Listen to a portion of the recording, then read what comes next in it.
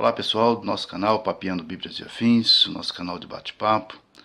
Que bom que você está aqui, nosso abraço a você que já é inscrito, você que não é inscrito ainda. Ou você se inscreva, deixe o seu joinha, compartilhe, se você gostar do nosso papo aqui, ok? Pessoal, não quero estender muito o assunto, mas gostaria apenas aqui de nós refletirmos sobre algumas particularidades da questão tanto da igreja quanto em relação também à questão da Bíblia. Nós sabemos que a igreja em si, como na instituição, desde que foi fundada no primeiro século, ela passou por perseguições que foram físicas.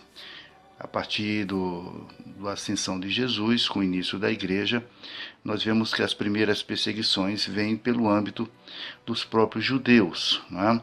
Aquela questão de que o cristianismo era apenas uma seita que estava aparecendo e era rechaçada muito pelos judeus, que diziam que o Cristo, o fundador dessa igreja, desse novo movimento, como eles diziam, não tinha uma autoridade porque praticamente ia na contramão do que o Moisés ensinava, ou seja, na questão do ritual e também das tradições judaicas, né? Na questão do Talmud, do Midrash e outros livros e comentários que eles tinham, e também não olhavam os costumes, como por exemplo a lavar as mãos, os costumes da purificação, todos esses rituais que faziam parte da vida religiosa daquelas pessoas. Então eles diziam que o cristianismo em si, as doutrinas do Cristo eram insuficientes, né? E também as doutrinas dos apóstolos seriam insuficientes para levar o homem a Deus. Tudo bem.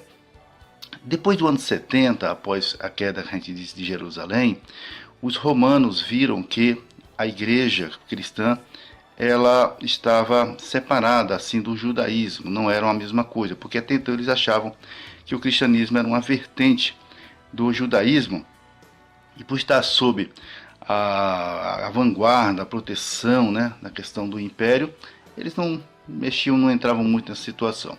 Mas posteriormente eles começaram a notar que os cristãos, eles não, por exemplo, eles não adoravam o imperador, e o Cristo era o César, como se fosse, entre aspas, aí o César, ou seja, o imperador, o rei dos reis, o senhor dos senhores, né? Ele estava no topo, ele era realmente aquele que merecia adoração. E os romanos se sentiram ofendidos com isso e começaram, logicamente, uma perseguição que vai praticamente até o início do século IV. Eu estou trazendo aqui uma síntese muito grande, isso aqui é apenas um bate-papo.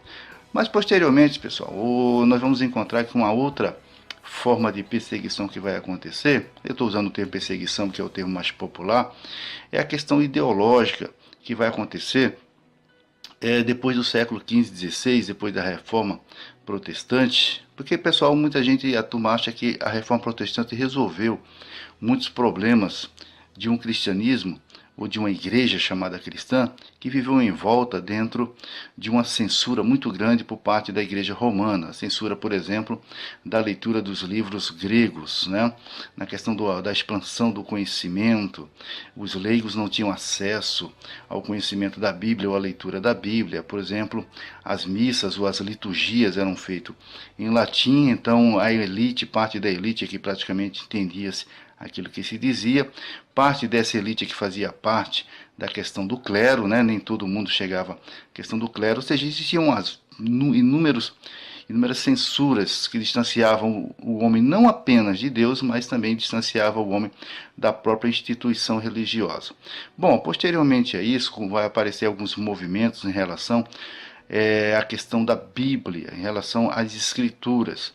Ou seja, alguns conceitos de interpretação, alguns conceitos de nuances, como por exemplo, o movimento da alta crítica e da baixa crítica, para vocês terem ideia. Enquanto a alta crítica ela se ocupa com a exegese mais profunda para ver o pano de fundo no qual houveram os acontecimentos bíblicos, a baixa crítica ela se preocupa mais dentro de uma questão de uma bibliologia especial, né? Ou seja, na questão de quem escreveu o livro, qual o período que escreveu, qual o tempo que fez isso, tal.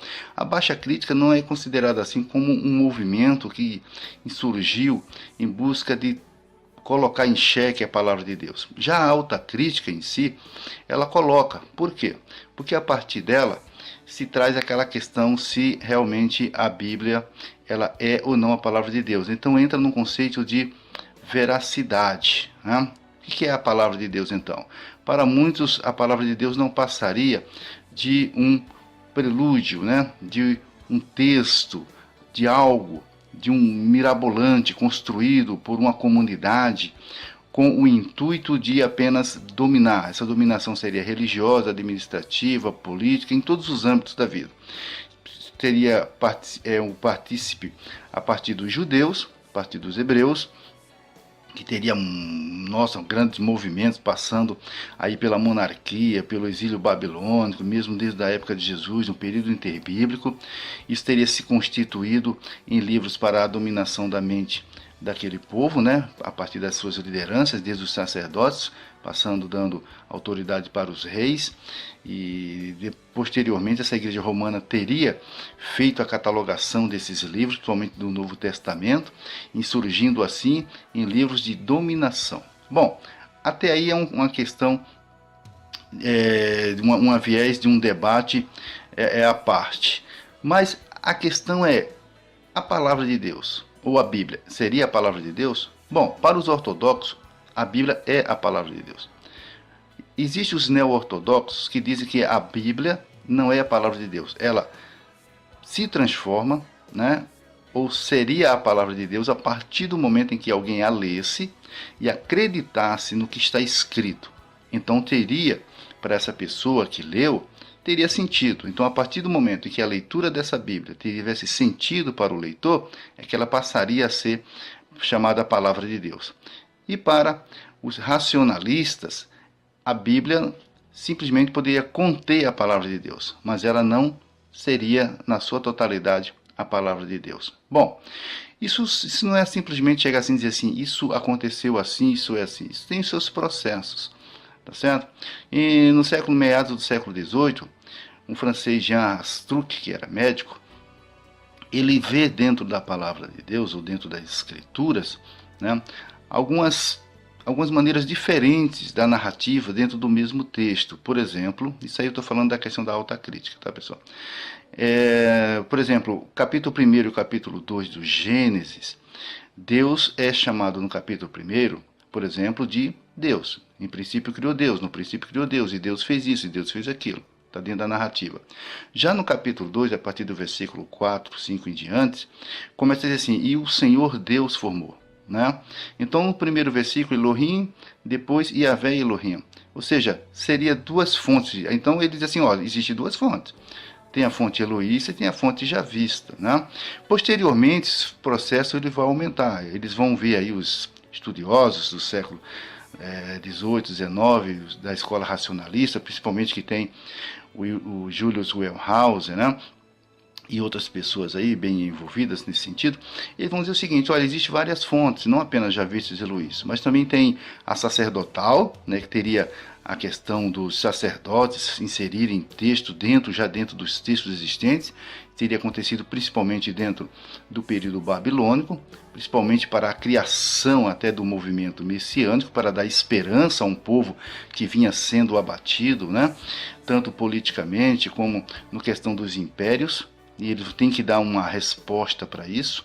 Então eles vão trazer uma resposta para dar esperança ao povo no sentido da transgressão à lei, dos lugares santos, da sacralidade, né?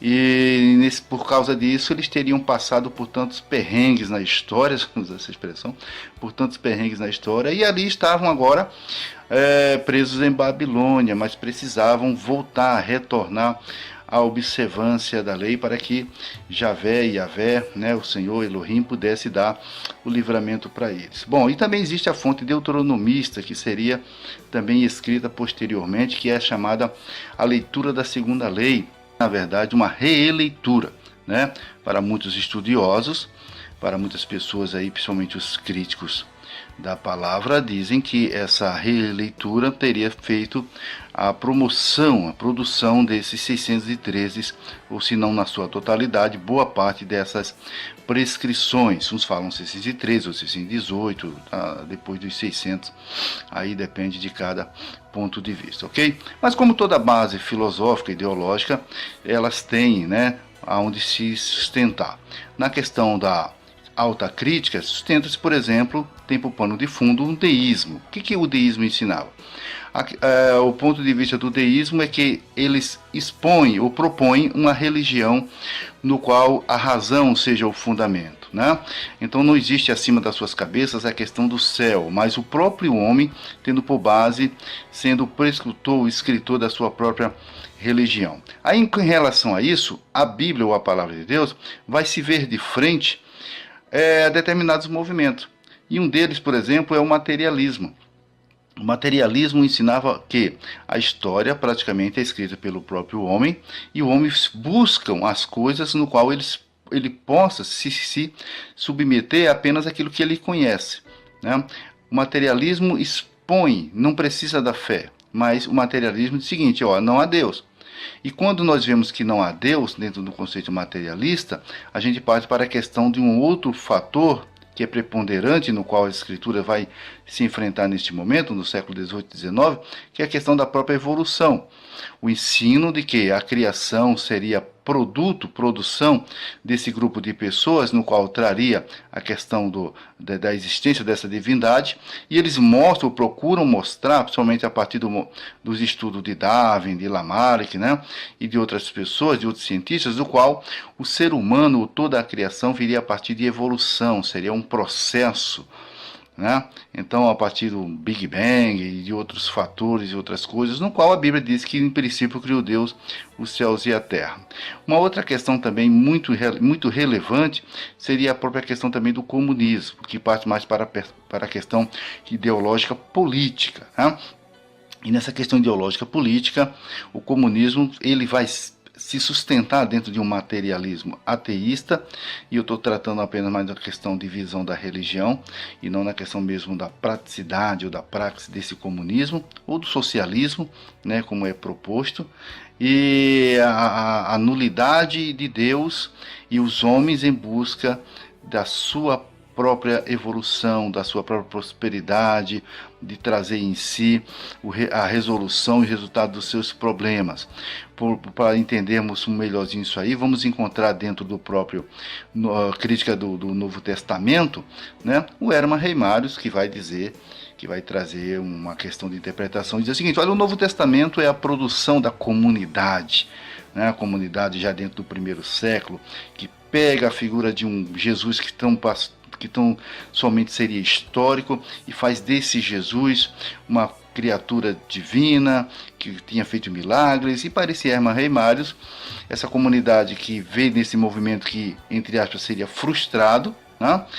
Faz dessa divindade uma pessoa que nas suas conversas e nas suas ações teria feito milagres, e para ele, Hermann Reimarus, esses milagres não passaria de mito, seria criações, ou seja, tanto o Antigo Testamento com seus movimentos proféticos, com a sua narrativa de criação, seria resultado sim de uma comunidade que gostaria e que procuraria e teria, né, dentro de processos históricos posteriores, a criação de documentos para lhe aferirem poder e autoridade e explicações para os seus fracassos, e dentro do Novo Testamento também esses apóstolos, esses discípulos, essas pessoas que apareceriam depois, trariam explicações também para o fracasso de um movimento, de um homem chamado Jesus. Isso são fatores racionalistas, alheios à verdadeira inspiração, né? Porque para eles não existe inspiração ou teopneustia divina, a Bíblia não teria essa inspiração divina,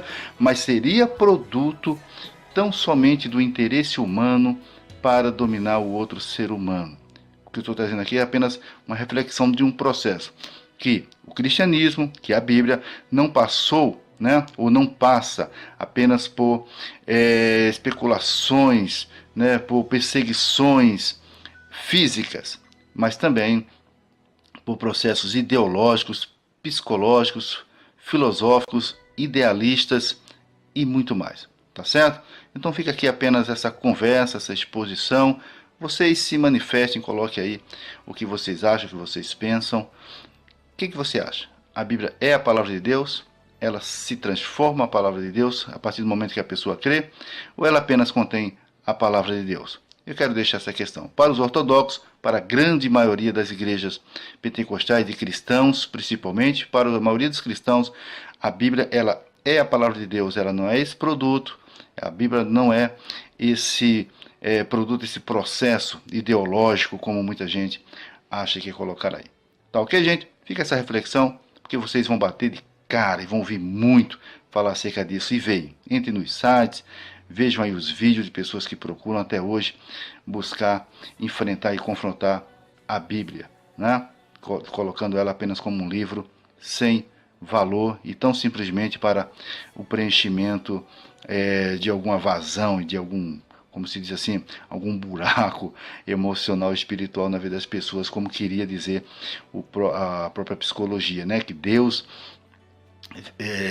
alguma coisa que passa na mente de uma pessoa, é uma criação ideológica, emocional, afetiva para preencher um vazio. Mas nós sabemos que pela palavra de Deus, que Deus é na vida do ser humano, criou o ser humano e a Bíblia é a palavra de Deus. Amém? Fica essa reflexão, até a próxima. Tchau para vocês.